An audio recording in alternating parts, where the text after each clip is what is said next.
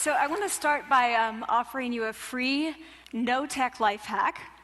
And all it requires of you is this, that you change your posture for 2 minutes. But before I give it away, I want to ask you to right now do a little audit of your body and what you're doing with your body.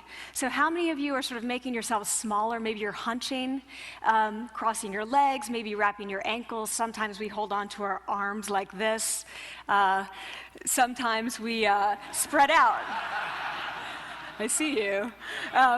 So I want you to pay attention to what you're doing right now. We're going to come back to that in a few minutes, and I'm hoping that if you sort of learn to tweak this a little bit, it could significantly change the way your life unfolds. So we're really fascinated with body language, and we're particularly interested in other people's body language. You know, we're interested in, like, you know, an awkward interaction, or a smile, or a contemptuous glance, or maybe a very awkward wink, or maybe even something like a handshake. Here they are arriving at number 10, and look at this lucky policeman gets to shake hands with the President of the United States. Oh, and here comes the Prime Minister of it. No.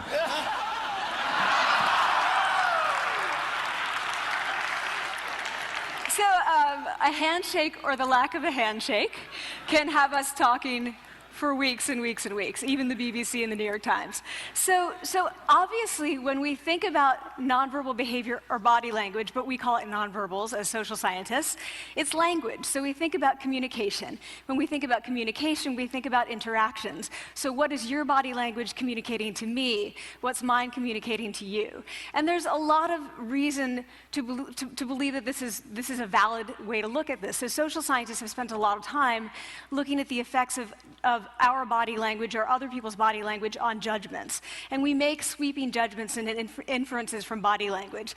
And those judgments can predict really meaningful life outcomes, like who we hire or promote, who we ask out on a date. For example, Nalini Ambady, a researcher at Tufts University, shows that when people watch 30-second soundless clips of real physician-patient interactions, their judgments of the physician's niceness predict whether or not that physician will be sued. So it doesn't have to do so much with whether or not that physician was incompetent, but do we like that person and how they interacted? Even more dramatic, Alex Todorov at Princeton has shown us that judgments of political candidates' faces in just 1 second predict 70% of US Senate and gubernatorial race outcomes.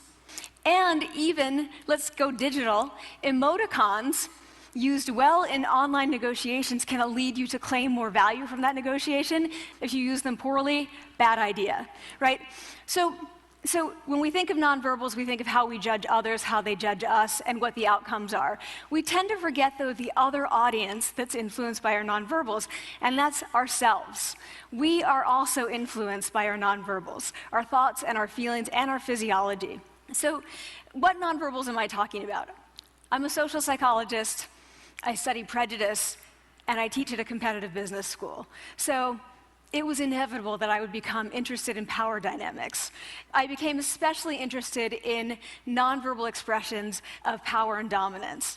And what are nonverbal expressions of power and dominance? Well, this is what they are. So in the animal kingdom, they are about expanding. So you make yourself big, you stretch out, you take up space, you're basically opening up. It's about opening up. And this is true across the animal kingdom. It's not just limited to primates, and humans do the same thing.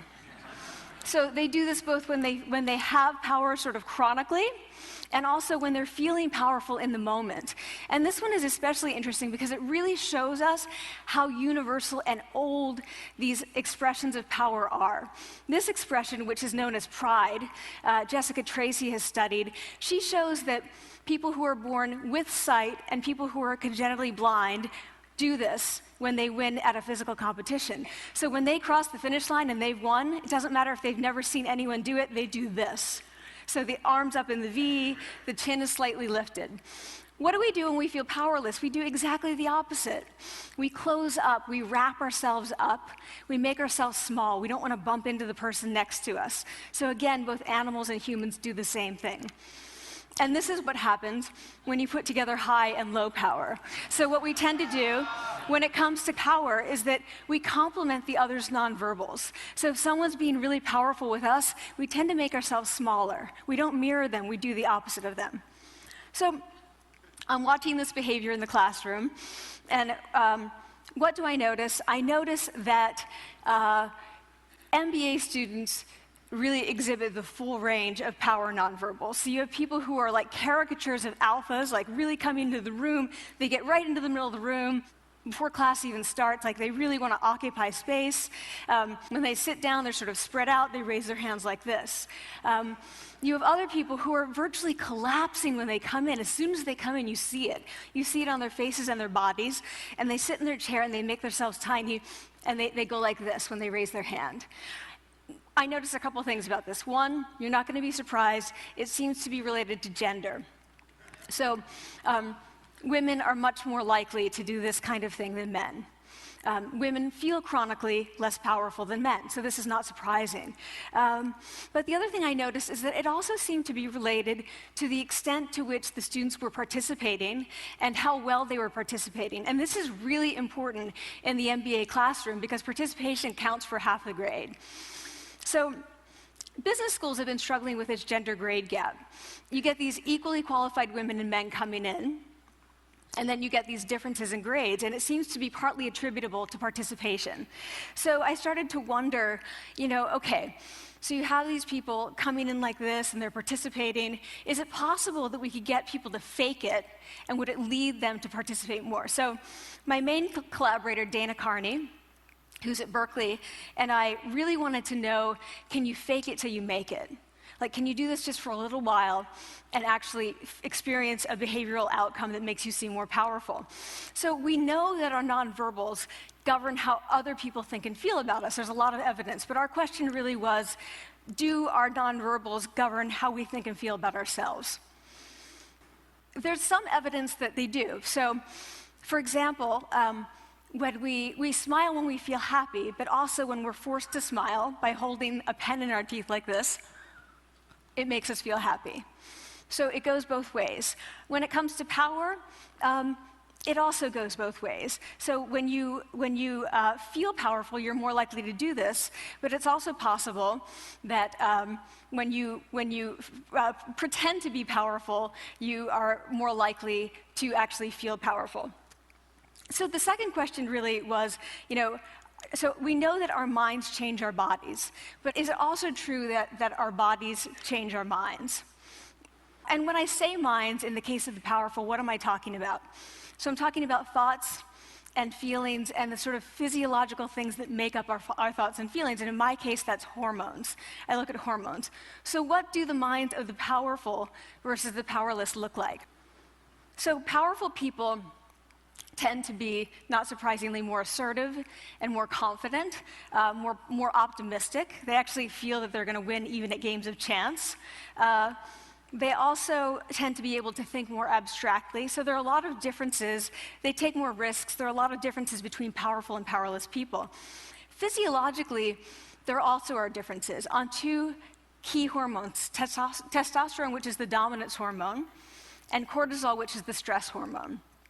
So what we find is that high-power alpha males in primate hierarchies have high testosterone and low cortisol. And powerful and effective leaders also have high testosterone and low cortisol. So what does that mean? When you think about power, people tended to think only about testosterone because that was about dominance. But really, power is also about how you react to stress. So do you want the high-power leader that's dominant, high on testosterone, but really stress reactive? Probably not, right? You want the person who's powerful and assertive and dominant, but not very stress reactive, the person who's laid back. So we know that in primate hierarchies, if an alpha needs to take over, if an individual needs to take over an alpha role sort of suddenly, within a few days, that individual's testosterone has gone up significantly and his cortisol has dropped significantly. So we have this evidence both that the body can shape the mind, at least at the facial level, and also that role changes can shape the mind. So what happens, okay, you take a role change, what happens if you do that at a really minimal level, like this tiny manipulation, this tiny intervention? For 2 minutes you say, I want you to stand like this, and it's going to make you feel more powerful. So this is what we did. We decided to bring people into the lab and run a little experiment. And these people adopted for 2 minutes either high power poses or low power poses. And I'm just going to show you 5 of the poses, although they took on only 2. So here's one, a couple more. This one has been dubbed the Wonder Woman by the media. Here are a couple more. So you can be standing or you can be sitting. And here are the low power poses. So you're folding up, you're making yourself small. This one is very low power. When you're touching your neck, you're really kind of protecting yourself. So this is what happens. They come in, they spit into a vial. We, for 2 minutes, say, you need to do this or this. They don't look at pictures of the poses. We don't want to prime them with the concept of power. We want them to be feeling power, right? So 2 minutes they do this. We then ask them, how powerful do you feel on a series of items? And then we give them an opportunity to gamble. And then we take another saliva sample. That's it. That's the whole experiment. So this is what we find. Risk tolerance, which is the gambling. What we find is that when you're in the high power pose condition, 86% of you will gamble. When you're in the low power pose condition, only 60%. And that's a pretty whopping significant difference. Here's what we find on testosterone. From their baseline when they come in, high-power people experience about a 20% increase, and low-power people experience about a 10% decrease. So again, 2 minutes and you get these changes. Here's what you get on cortisol. High-power people experience about a 25% decrease, and the low-power people experience about a 15% increase. So 2 minutes lead to these hormonal changes that configure your brain to basically be either assertive, confident, and comfortable, or really stress reactive, and feeling sort of shut down. And we've all had that feeling, right? So it seems that our nonverbals do govern how we think and feel about ourselves. So it's not just others, but it's also ourselves. Also, our bodies change our minds. But the next question, of course, is, can power posing for a few minutes really change your life in meaningful ways? So this is in the lab, it's this little task, it's just a couple of minutes. Where can you actually apply this, which we cared about, of course. And so we think it's really what matters, where you want to use this is evaluative situations, like social threat situations. Where are you being evaluated? Either by your friends, like for teenagers, it's at the lunchroom table. It could be, for some people, it's speaking at a school board meeting. It might be giving a pitch, or giving a talk like this, or doing a job interview. We decided that the one that most people could relate to, because most people had been through, was the job interview. So we published these findings, and the media are all over it, and they say, okay, so this is what you do when you go in for the job interview, right? So we were, of course, horrified and said, oh my God, no, that's not what we meant at all, for numerous reasons. No, don't do that. Again, this is not about you talking to other people, it's you talking to yourself. What do you do before you go into a job interview? You do this. Right? You're sitting down, you're looking at your iPhone or your Android, not trying to leave anyone out. You're looking at your notes, you're hunching up, making yourself small, when really what you should be doing maybe is this, like in the bathroom, right? Do that, find 2 minutes. So that's what we want to test, okay? So we bring people into a lab, and they do either high or low power poses again. They go through a very stressful job interview. It's 5 minutes long. They are being recorded, they're being judged also, and the judges are trained to give no nonverbal feedback. So they look like this. Like, imagine this is the person interviewing you. So for 5 minutes, nothing. And this is worse than being heckled.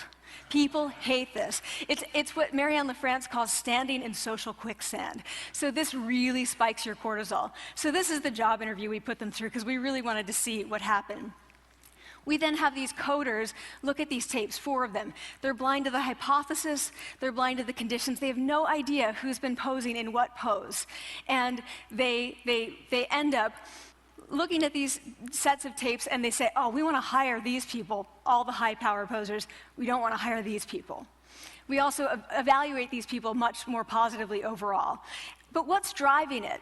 It's not about the content of the speech. It's about the presence that they're bringing to the speech. We also, because we rate them on all these variables related to sort of competence, like how well structured is the speech? How good is it? What are their qualifications? No effect on those things. This is what's affected, these kinds of things. People are bringing their true selves, basically. They're bringing themselves. They bring their ideas, but as themselves, with no, residue over them. So this is what's driving the effect, or mediating the effect. So when I tell people about this, that our bodies change our minds, and our minds can change our behavior, and our behavior can change our outcomes, they say to me, it feels fake, right? So I said fake it till you make it. It's not me. I don't want to get there and then still feel like a fraud. I don't want to feel like an imposter. I don't want to get there only to feel like I'm not supposed to be here. And that really resonated with me, because I want to tell you a little story about being an imposter and feeling like I'm not supposed to be here. When I was 19, I was in a really bad car accident. I was thrown out of a car, rolled several times. I was thrown from the car, and I woke up in a head injury rehab ward, and I had been withdrawn from college, and I learned that my IQ had dropped by 2 standard deviations, which was very traumatic. I knew my IQ because I had identified with being smart, and I had been called gifted as a child. So I'm taken out of college. I keep trying to go back. They say, you're not going to finish college. There are other things for you to do, but that's not going to work out for you. So I really struggled with this. And I have to say, having your identity taken from you, your core identity, and for me it was being smart, having that taken from you, there's nothing that leaves you feeling more powerless than that. So I felt entirely powerless. I worked and worked and worked, and I got lucky and worked and got lucky and worked. Eventually, I graduated from college. It took me 4 years longer than my peers. And I convinced someone, my angel advisor, Susan Fisk, to take me on. And so I ended up at Princeton, and I was like, I am not supposed to be here. I am an imposter. And the night before my first year talk, and the first year talk at Princeton is a 20-minute talk to 20 people. That's it. I was so afraid of being found out the next day that I called her and said, I'm quitting. She was like, you are not quitting, because I took a gamble on you and you're staying. You're going to stay, and this is what you're going to do. You're going to fake it. You're going to do every talk that you ever get asked to do. You're just going to do it and do it and do it, even if you're terrified and just paralyzed and having an out-of-body experience, until you have this moment where you say, oh my gosh, I'm doing it. I have become this. I am actually doing this. So that's what I did. 5 years in grad school. A few years, I'm at Northwestern. I moved to Harvard. I'm at Harvard. I'm not really thinking about it anymore, but for a long time I had been thinking, not supposed to be here, not supposed to be here. So at the end of my first year at Harvard, a student who had not talked in class the entire semester, who I had said, look, you gotta participate or else you're gonna fail, came into my office. I really didn't know her at all. And she came in totally defeated, and she said, I'm not supposed to be here.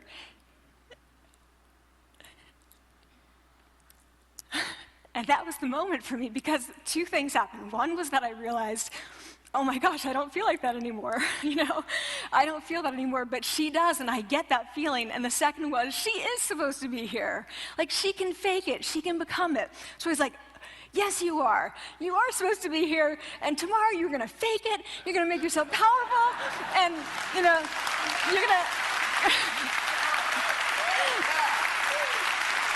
and you're going to go into the classroom, and you are going to give the best comment ever, And she gave the best comment ever, and people turned around, they were like, oh my God, I didn't even notice her sitting there, She comes back to me months later, and I realized that she had not just faked it till she made it, she had actually faked it till she became it. So she had changed. And so I want to say to you, don't fake it till you make it. Fake it till you become it. It's not do it enough until you actually become it and internalize. The last thing I want to leave you with is this. Tiny tweaks can lead to big changes. So this is 2 minutes. 2 minutes, 2 minutes, 2 minutes. Before you go into the next stressful evaluative situation, For 2 minutes, try doing this in the elevator, in a bathroom stall, at your desk behind closed doors. That's what you want to do.